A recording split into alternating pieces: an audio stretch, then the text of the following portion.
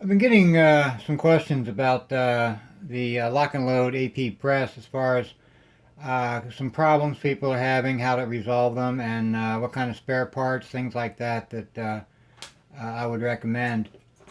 Let me go over a couple here. As far as spare parts go, one thing I would highly recommend is get some spare shell plate springs. Um, you can see on this one, right about there, there's a little bit of a ding where the spring got caught in the between the shell plate and the case feeder when I was putting it on the shell plate, and it got a little ding on it. And they can, over time they get, more and more dings. You might want to replace it. In fact, I have one here that really got tore up. If you can see that, this one's pretty much useless. So I always keep a pack of spares. They come in a pack of 3, and for like $8 or $9, I think. So I would always keep some spares available of these springs. Nothing worse than sitting down for a reloading session and have a messed up spring stop you cold. So $8 or $9, you get 3 of them. Highly recommend it. Another spare part I would keep is the primer slide spring. Now this is they only cost a couple of bucks at most, but it's a piece that can easily get lost. It shoots across the room or something like that, and I've lost one, so I went ahead and picked up a couple spares. This is the spring that goes on the primer slide. It hooks to one end, hooks to the subplate. The other end goes on the primer slide axle, so that the primer slide can move back and forth. When it moves back to pick up a new primer, the spring will pull it back in to where the primer punch can get through and insert the primer. So a couple extra primer springs might not be a bad idea. Another spare part I'd recommend is maybe keeping some extra lock and load bushings on hand. When you get a new set of dies for it, of course, if you've got Hornady equipment, whether it's the lock and load AP press or the single stage press, you're going to need some of these, one for each of your dies. So I always keep a few handy. They come in packs of 2 or 3 or 10. I bought a 10-pack a while back, and I've still got 3 or 4 left. So if I start loading a new caliber, I'll have the lock and load bushings already in hand. Sometimes these are out of stock at like Midway USA has been out of stock a few times, so I always keep a few on hand so that if I decide to pick up a new set of dies, I don't end up with not being able to use them because I don't have the lock and load bushing. I also have an MTM shooter's toolbox, and I have all my extra parts for my press.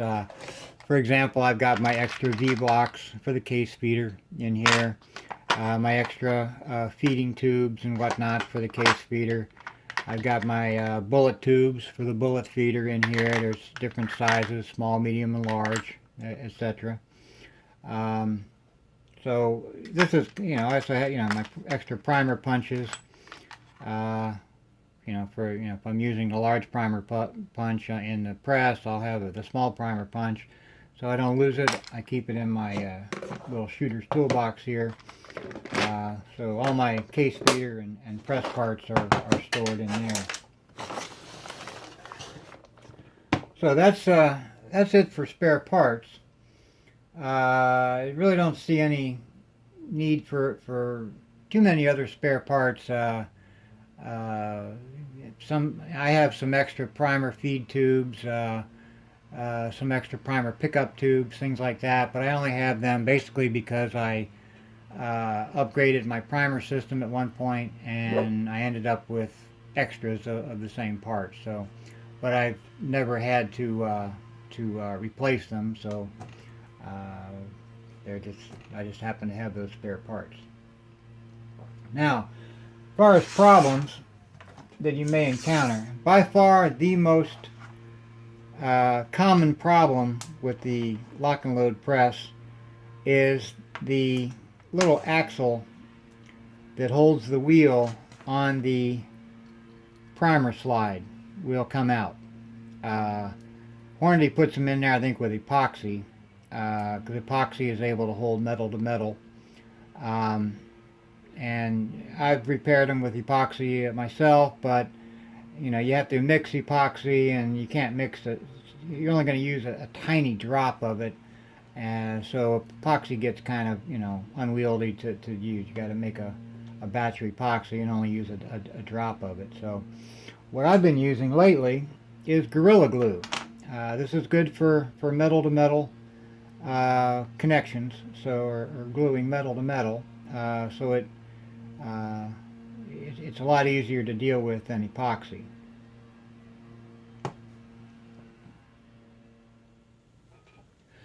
Now, to make the repair, you'll need, of course, your Gorilla Glue, and you'll need a toothpick of some sort. This is actually a little floss doohickey. And what you want to do is just get a tiny little bit of glue on the end of the toothpick. See if I can get it out of there.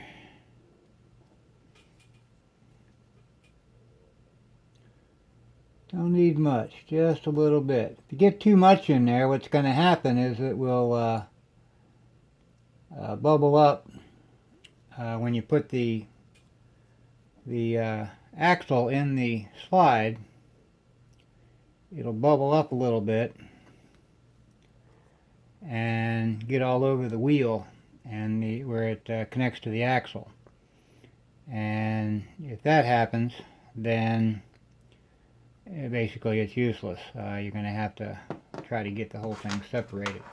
So get just a little bit of Gorilla Glue on the end of the toothpick and put it down into the bottom of the hole. Try to push it down in there. You only need, just like I said, just a tiny little bit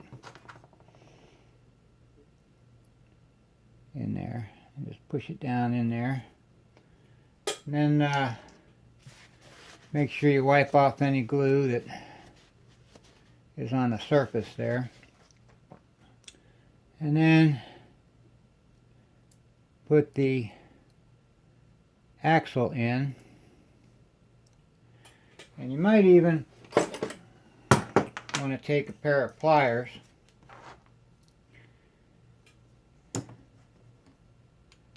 and give it a nice squeeze there to get it in all the way. And make sure your wheel turns freely. And what I like to do is set it upright like this, so that any glue that's in there will go down instead of coming up. You might even want to take an additional toothpick out of here.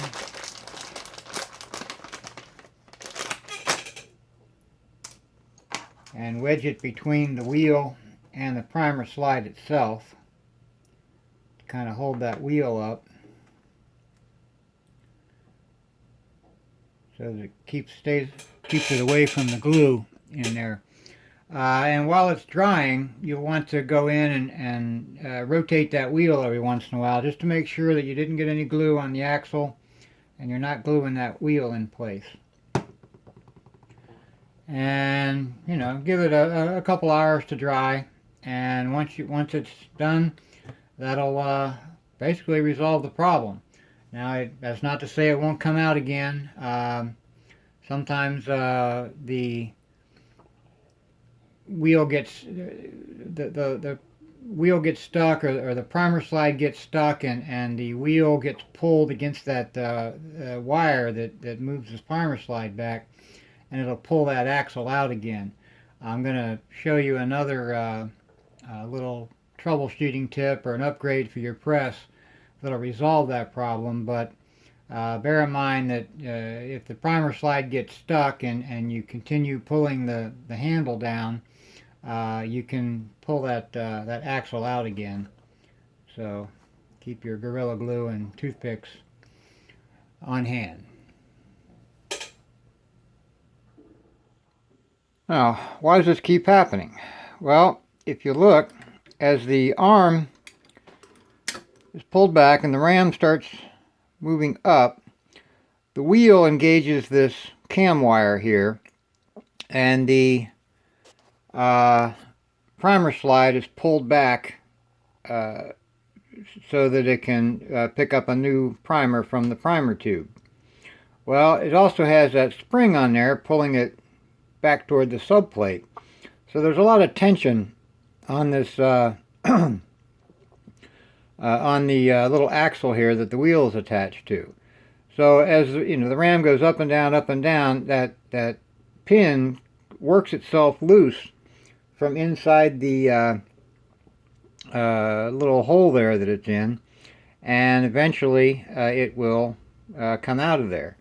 Also, if the primer slide gets stuck, remember we talked about keeping this area clean, or the primer slide can stick.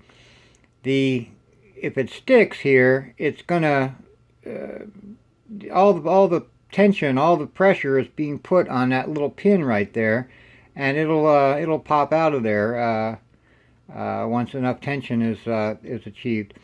Also, if the thing sticks, you could bend this wire cam here, or cam wire. You'll notice that at the bottom here, it's bolted to the bottom of the press on the bottom, and on the top it's mounted in this plastic piece here. So there's really no give. So the primer slide axle will either pop out, or you'll bend your wire, although it would take a whole lot of pressure to get this wire to bend. More likely the axle on the primer slide will either pop out of there, or it could even break. Now, obviously this is a common enough occurrence that Hornady has come out with a breakaway cam wire. Essentially, instead of being bolted to the bottom of the press, this little spring-loaded piece is attached to the bottom of the press, and the cam wire then sits in the top of the little indentation there in the top of this piece. Then if too much pressure is applied, for instance that primer slide gets stuck, or for whatever reason too much tension is applied, the spring will allow this piece to move down, and the cam wire will then come out and break away, rather than damaging your primer slide or the cam wire. So that's kind of the solution that Hornady came up with. Now, in order to get it on there, you have to actually remove your press from the workbench, or from your mount. And the last couple times I had it off the bench, I forgot entirely about putting this thing on. So eventually, the next time I remove my press from the workbench, hopefully I'll remember to put this on there. But I haven't had really too much problem with the primer slide getting stuck. I'm pretty conscientious about keeping the primer slide area clean, so that doesn't happen. But you never know. I have a buddy that has that happen to him all the time, and I told him about this, and he installed this, and that's resolved his problem with the primer slide getting stuck and causing that pin to break.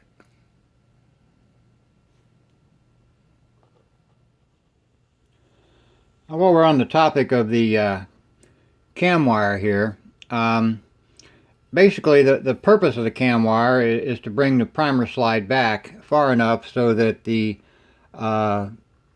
little hole here in the primer slide comes back and lines up with the primer tube, so that another primer can drop into that little hole there. And then of course the primer slides forward so that the primer can be inserted into the case.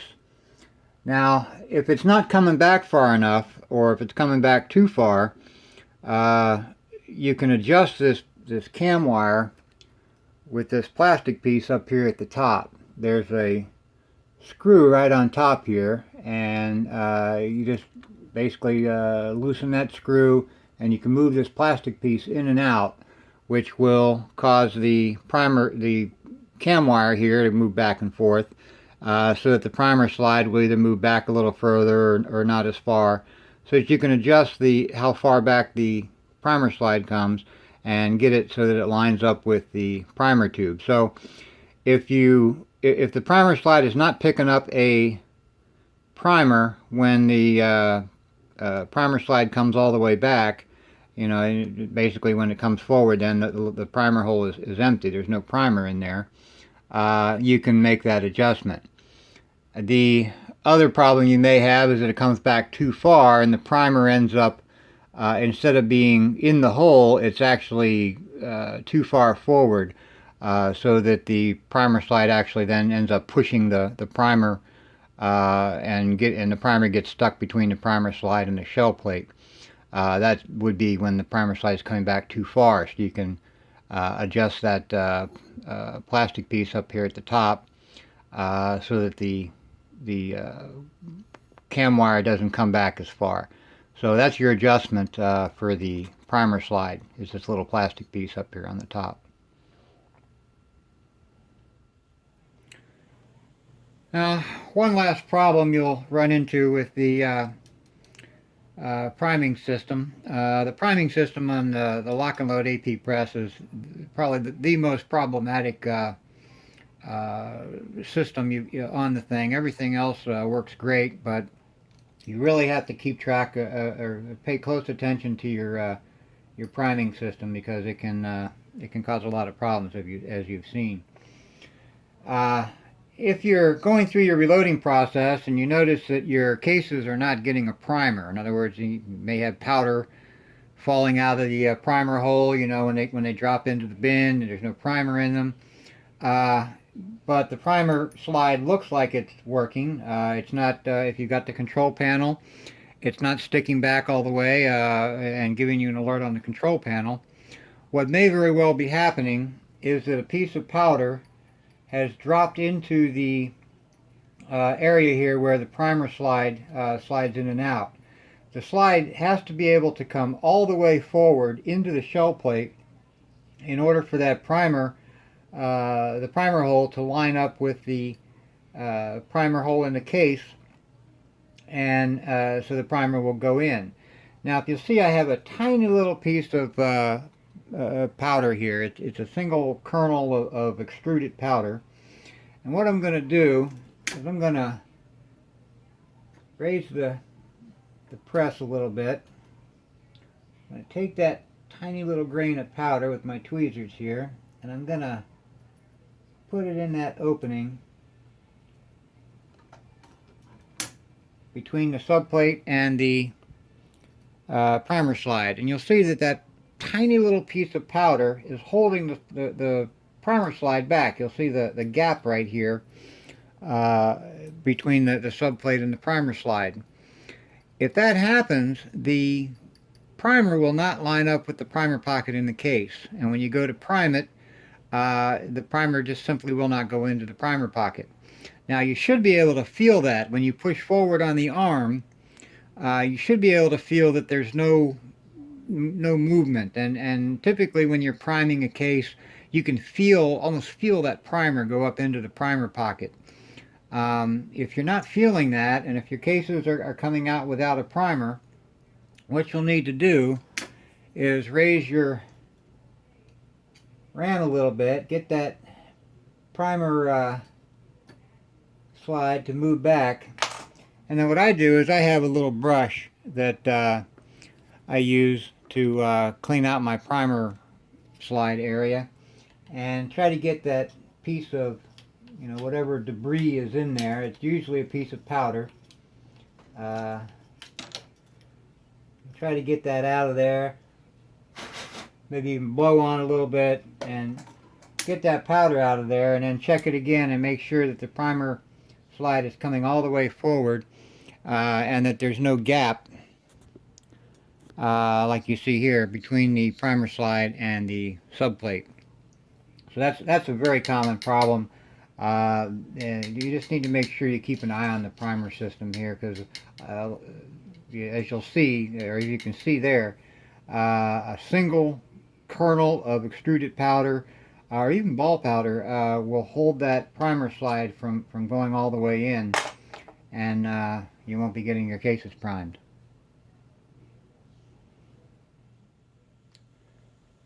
The next issue you may run into is the timing of the rotation of the shell plate.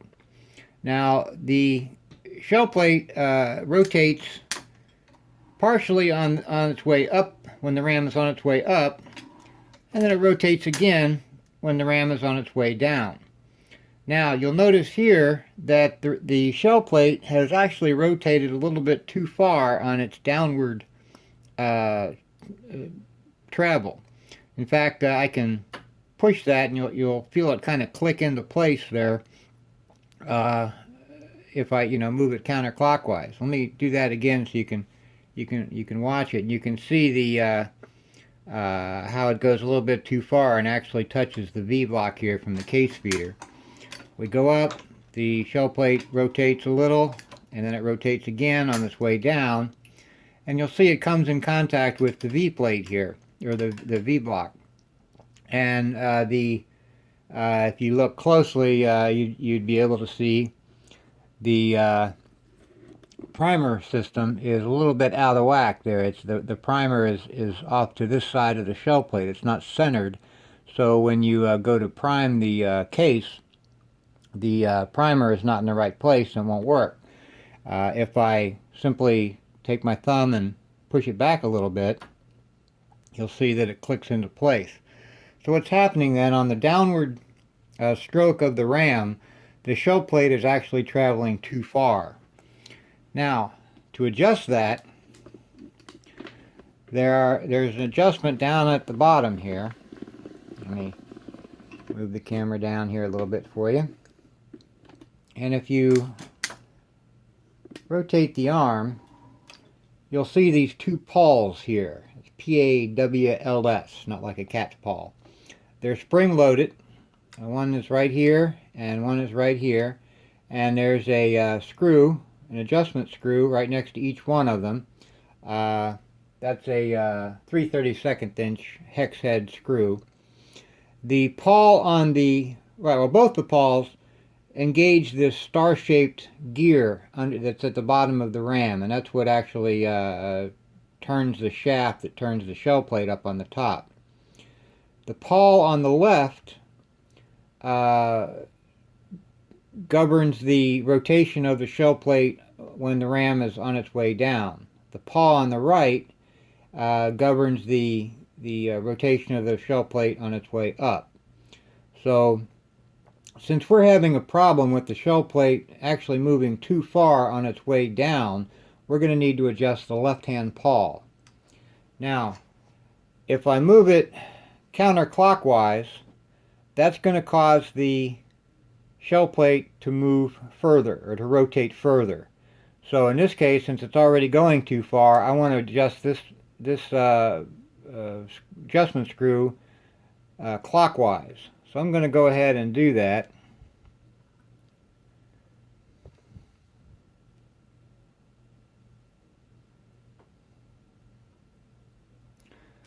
If I can get it in there. I hate these little hex head wrenches or Allen keys. There we go. Okay, I'm going to adjust it clockwise. I'll try about a half a turn and see how that does for us.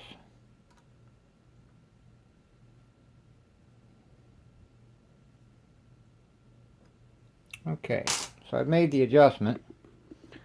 Now let's come back up here and take a look at how that helps. Well, that gets it into the correct spot. The shell plate is no longer moving too far, but if you'll notice, when it comes up, as the shell plate rotates, it still goes just a little bit too far and then kind of comes back. That's because of the little ball bearings, the spring-loaded ball bearings on the bottom of the shell plate are causing it to fall into place. So I'm going to go ahead and adjust the paw another half a turn and see how that works out for us. Let me raise the camera here a little bit so you can see it.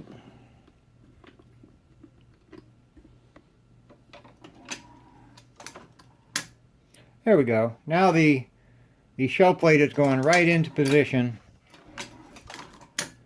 without any back and forth motion. It clicks right in as we finish our downward travel of the ram. So we've fixed that particular problem of the shell plate going too far, and that's done simply using these paw adjustments on the bottom here. Remember, the one on the left is for the downward motion of the ram, the one on the right is for the upward motion of the ram, and you can try it either counterclockwise or clockwise and see how that fits. Now this problem is something you're probably going to have with a brand new press. Once you get this adjusted, you rarely have to adjust it again to get the shell plate rotating properly, unless for some bizarre reason those screws jiggle in and out or something. But in all the time I've had mine, it's never happened. In fact, in order to show you the shell plate moving too far, I had to go down and move the adjustment screws myself so that you could see the problem. The other side, the right hand side, it's a little less obvious to see if it's rotating enough, so the easiest way to do it is to put a case in the shell plate and have it run up into a die, and you'll see that if it's not moving far enough, for instance, it'll hit the front part of the die and not actually go into the die. So it's easier to check your rotation on the upward swing by putting a die in and seeing if the case goes in it properly. On the downward swing, it's easy enough to look at it and see that the primer is in the center of the shell plate opening, and if you have the case feeder, your V-block is centered on the opening here. And if you go to move it with your hand, it doesn't move. It stays in place. The shell plate on the bottom has these little ball bearings. They're spring-loaded in there, and what happens is the subplate has little indentations on it that these ball bearings go into. So when the shell plate is in the correct position, it stays. It won't turn very easily because these ball bearings are down in the indentations, and that's what happens when you go to turn it. If it's out of alignment, you go to turn it, you'll feel it kind of click into place, and that's those ball bearings on the bottom going into the indentations. Now the clicking that you hear, if you listen for the clicking,